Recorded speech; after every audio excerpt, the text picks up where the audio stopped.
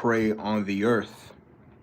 Before I get started with that, turn towards the east, give all praises, honor, and glory to Yahweh, Bahashim, Yahweh Shai.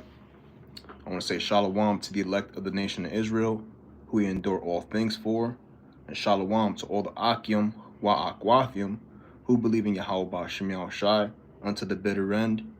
I say yet again, Shalom. So what I mean by pray on the earth is that the nation of Israel is going to be the apex within the kingdom of heaven, the apex above all nations. All 18 nations are going to have to bow down to the elect of the nation of Israel and the rest of our people as well, because they have it all backwards right now into thinking that it's all handy and dandy how they treat us right now, but in due time we're going to have all the nations in captivity, in righteous captivity. And Shalom to Lakah, Yahweh Shem Shai Brakatah, brother. Shalom, man. Righteous captivity is coming upon everybody that's outside of the nation of Israel. Y'all rightfully deserve it for what y'all did. And we're going to show you exactly how we're going to treat y'all according to the law, statutes, and the commandments. Leviticus chapter 25 and verse 38. I am Yahweh, your power, which brought you forth out of the land of Egypt, to give you the land of Canaan, and to be your power. And if thy brother that dwelleth by thee be waxen poor, and be sold unto thee, thou shalt not compel him to serve as a bondservant, but as an hired servant, and as a sojourner he shall be with thee, and shall serve thee unto the year of Jubilee. And then shall he depart from thee, both he and his children with him, and shall return unto his own family, and unto the possession of his father shall he return. For they are my servants, which I brought forth out of the land of Egypt. They shall not be sold as bondmen. And that's really only talking about in the ancient world how we dealt with our people who were very poor. They didn't have any materialistic possessions, but we would bring them in as not just a regular slave of the heathen, but we would treat them as such, as our own particularly. But let me get to the point, how we're going to treat the heathens. In verse 44, Salakia 43, thou shalt not rule over him with rigor, but shalt fear Yahweh. And what's rigor? Harshness, strictness, really putting the pain in your servants. Now, not always physically, but really making sure that they're on point with whatever task you give them. And we're going to do that to all the heathens. Verse 44, both thy bondmen and thy bondmaids, who thou shalt have, shall be of the heathen that are round about you. Of them shall ye buy bondmen and bondmaids round about us. All throughout the scriptures is always about those that are around us that we take into captivity. That's how it was in the ancient world, and it's going to be just like that in the kingdom of heaven, the same exact way. Verse 45, moreover, of the children of the strangers that do sojourn among you, of them shall ye buy, and of their families that are with you, which they beget in your land, and they shall be your possession. They're going to be our possession, our prize, forever. They're not going anywhere else. They're going to remain servants to the nation of Israel, the heathen at that, forever. And we're going to pass them on to our children's children's children. And ye shall take them as an inheritance for your children after you. You see that?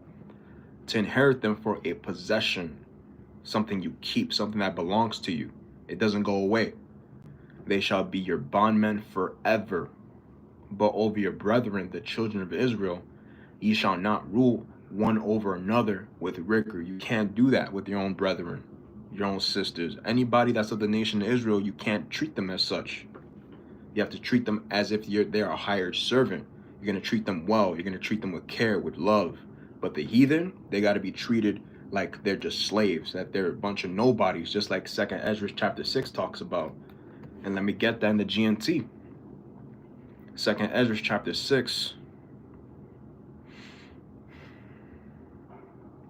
verse 56. You said that in spite of their great numbers, all the other nations which descended from Adam are nothing, worth no more than a drop of water, no more than spit. But now Yahweh, those nations that are considered as nothing, are ruling over us and destroying us. We are your people, and you have called us your firstborn, your only child, your witness, your loved one. But we have been handed over to the power of these nations. If this world was created for the sake of your people, why don't we have a possession of it? How much longer must we wait? And Ezra was asking the right questions, but we had to wait until we could fulfill everything that's written in the scriptures. The curses, we had to go through the curses, what we did to our God, we disobeyed him. And because of our disobedience, we had to fulfill all the curses from Deuteronomy 28:15 to 68. All of it. And that's coming to an end. Right now, Ezra is rejoicing because he knows that Yahweh Bashim Shai is working with him and that he's going to receive salvation. He's going to receive redemption. He's going to pray on the earth. He's going to pray on the earth like everybody else. That's a heathen. Y'all not going to pray on nothing. Y'all going to be, we're the predators, and we're going to prey on y'all for what y'all did to us, because y'all didn't get away with nothing. Revelation chapter 13 verse 4. And they worshiped the dragon, which gave power unto the beast. And they worshiped the beast, saying, who is like unto the beast? Who is able to make war with him? And that's the pride of the devils. That's our power right now. Who's going to take us down? Oh, who's going to stop Babylon the Great from being a nation as is? Nah, that pride is going to go down. Like every other ancient kingdom, they've all fell. That's the common denominator amongst all of them. The elites of Edom, you're going to fall as well. The Rothschilds, the Gettysburgs, all of you that think you're untouchable, the Lord is going to fuck y'all up real bad, real soon. And let's get that. Let's talk about the kings of Edom and the queens of Edom. Because y'all really think that y'all just got away. When you're just fulfilling prophecy, you dumbass. NLT reads fight. Oh, the water, bro. I'm going to get those real quick, but let me get this. Isaiah chapter 49 verse 22. Thus saith Yahweh, power, behold, I will lift up mine hand to the Gentiles, and set up my standard to the people, and they shall bring thy sons in their arms, and thy daughters shall be carried upon their shoulders. Your children, we're gonna use your children up in righteousness, by the way. Verse 23, and kings shall be thy nursing fathers, and their queens thy nursing mothers. They shall bow down to thee with their face toward the earth, and lick up the dust of thy feet, and thou shalt know I am Yahweh, for they shall not be ashamed that wait for me. You see? The kings of Edom, the queens of Edom, every single last Edomite, every single last heathen that has had power in the ancient world and in this current world right now, y'all gonna be our slaves, because that's in the scriptures. It's prophecy. It's part of prophecy, and there's nothing you can do about it but get ready with some heavy chains. Get ready for the rigorous work that we're going to put on you, very harsh work at that, because y'all think y'all got away. Y'all didn't get away with shit. Reading on, verse 24, shall the prey be taken from the mighty, or the lawful captive delivered? And those that are captive, which is the nation of Israel, we're going to be delivered. Yahweh Shai, our big brother, is going to deliver us, and we have nothing to worry about. This current world is going to pass away. Everybody that's done us wrong, they're going to fall by the edge of the sword, and I promise you it's going to happen soon. The nation of Israel, we need this, because this is not our land. This is not our righteous laws. None of this, nothing here is for us. And shalom to brother Angel Padilla, Kabak Shana, Yahweh Bashim Yahweh Shai Brakatah, brother. Shalom, man. Isaiah 14 and 2.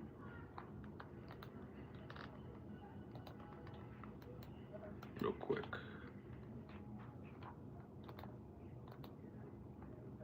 And the people shall take them and bring them to their place, and the house of Israel shall possess them in the land of Yahweh for servants and handmaids, and they shall take them captives, whose captives they were, and they shall rule over their oppressors. And we're going to rule our oppressors, because they didn't think for one moment that they took the nation of Israel into captivity, which a few of them understood that, but they still desire to put us in captivity, knowing who we are, knowing our God, not knowing that all of this is literally going to circle right around, just like judgment, right upon their asses. Let me get it actually.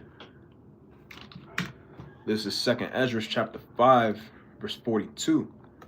And he said unto me, I will liken my judgment unto a ring, like as there is no slackness of the last, even so there is no swiftness of the first. So everything is going to come right around. Galatians chapter 6, verse 7. This coincides perfectly with the scriptures. Everything has its set in time, especially the heathens, especially the fact that we're going to rule over y'all in righteousness in due time. Because y'all think everything's a joke right now. Y'all see us out there in the highways and hedges. You see the prophets, wherever they may be, letting it be known that this world is going to come to an end. And it's clear as day, it's only going to get worse and it's going to end soon. It's not going to, be prolonged here in Babylon the Great for our nation. Our captivity is going to come to an end very soon. Because you people really think everything's a joke. But bro, man, I'm really not in the mood to be working for a heathen anymore. I'm a hard worker, but I'm an Israelite. I want slaves, I want servants, I want people that I can tell them what to do and they're going to do it. And it's gonna come in the kingdom of heaven. Because having a heathen tell me what to do is one of the weirdest, bro, it's one of the weirdest things to experience, knowing who you are and what you're all about. And first and foremost, Yahweh Shai is gonna get everything first, and then the elect are gonna follow suit with all of that. Let me get Jeremiah chapter 30, verse 16. Therefore, all they that devour thee shall be devoured, and all thine adversaries, every one of them, shall go into captivity, and they that spoil thee shall be a spoil, and all that prey upon thee will I give for a prey. We're gonna prey on you heathens, bro. We're gonna prey on y'all. Everything is gonna be under Israelite supremacy, Israelite subjugation, and there's nothing y'all can do about it.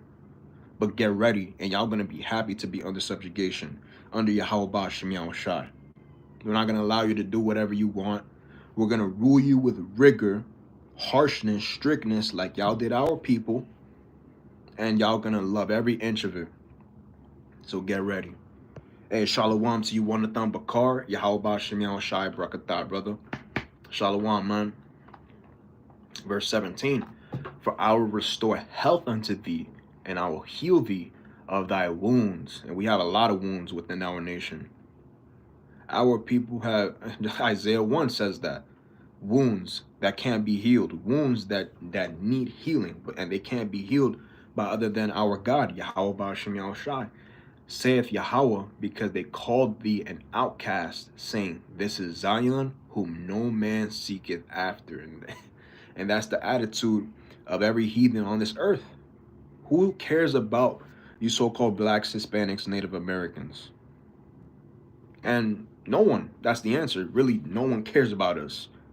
Not even our own people that see us doing the work, really putting in effort for our God.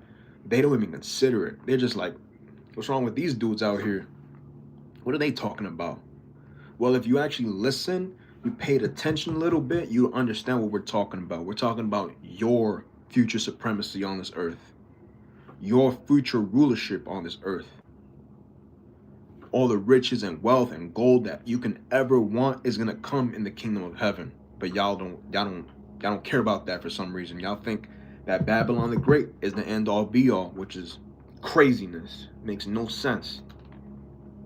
And all the things that they got here, all the heathen, everybody that done us dirty, is gonna be for us in righteousness. Let me get Sirach chapter 16 and verse 13 through 14 in the GNT. No sinner can escape what he has stolen.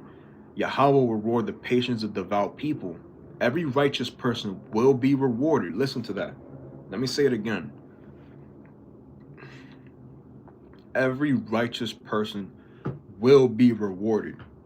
Everyone will get what he deserves. Everybody's going to have something for them, whether it's in righteousness or in wickedness. Those of the elect of the nation of Israel, they're going to get exactly what they deserve. And that's the possession of the kingdom of heaven, starting with Yahweh Shai, of course. Starting with Yahweh Shai. because he got the victory 2,000 years ago. Now the elect have to do their part and continue to prophesy, continue to believe in Yahweh Bashim Yahushai. Really chant down Babylon the Great. Put more curses upon this evil, wicked kingdom. And make sure we do it daily. Not just when we feel like it. No, really. As often as we can, every day. You should put a curse right after this, once this live is ended. Again, Sirach chapter 16, verse 13 through 14 in the GNT. No sinner can escape what he has stolen. Yahweh will reward the patience of devout people. Every righteous person will be rewarded. Everyone will get what he deserves. And what does it say in Revelation chapter 2? What does it say? When you put in the work for the Lord, you're going to be greatly rewarded. And that's a promise. Yahweh Bashim Yahushai does not lie. He does not lie. Unlike men, they're fickle. They'll say one thing, do another. Now the Lord is consistent in his word. He's been consistent in his message. He's been consistent in everything he's ever said in the past, and what's going to happen in the future is going to come to pass as well. So listen, Revelation chapter 2, verse 26. And he that overcometh and keepeth my works unto the end, to him will I give power over the nations. That's heavy. That's very spiritually heavy. And most Christians don't want to talk about this verse. Again, for you Christians out there that don't want to listen, let me read it again for you. Because y'all don't want any power. Y'all just want to be, y'all want to be what it is, floating in the air, butt naked with a bunch of little babies singing Kumbaya and some real weirdo fantasy that you Christians got. It's some crazy shit that y'all believe in. Again, Revelation 2 and 26, and he that overcometh and keepeth my works unto the end, to him will I give power over the nations. I want power over the nations. I want power. I know you brothers want power. That's why y'all put in the work for the Lord. We all want that glory, that honor, that praise. And it's going to come to those who are worthy, those who have been predestined, those who are acting as if they are the elect. Reading on, and he shall rule them with a rod of iron, as the vessels of a potter shall they be broken to shivers, even as I received of my Father. See, Yahweh Shai, he already got it. He's just waiting for the elect to do their job and to really not prolong, but bring forth the kingdom of heaven. Because the kingdom of heaven is not going to come by word, but in power, by really magnifying Yahweh Bashim Yahushai on this earth, really exuding the power of Yahweh Bashim Yahushai through his servants, the prophets. And that's all we got to do. Just work for the Lord. Don't stop. Don't quit. Keep working. But let me see what you brothers got. They worship the dragon for giving the beast such power, and they also worship the beast, who is great as the beast, they exclaimed. Who is able to fight against him? And this whole kingdom is going to fall. It's going to crumble. As much as our people love this God-forsaken society, as much as they want to continue in Babylon the Great, it's going to fall, and it's got to fall, because this is a heathenistic society. This is the rulership of the heathens. They can have this. I want no authority here. None. Zero. You could take it. Just take it. I don't want any power here. I'm not interested in it, because it's all defiled. It's all disgusting. It's all abominable. Who wants any part of this society? If you're an abomination, of course, you want to be here. But if you're a righteous person, you're like, take it. I don't want your filth, man. You see? Galatians chapter 1, verse 22. And was unknown by face unto the churches of Judea, which were in Hamashiach.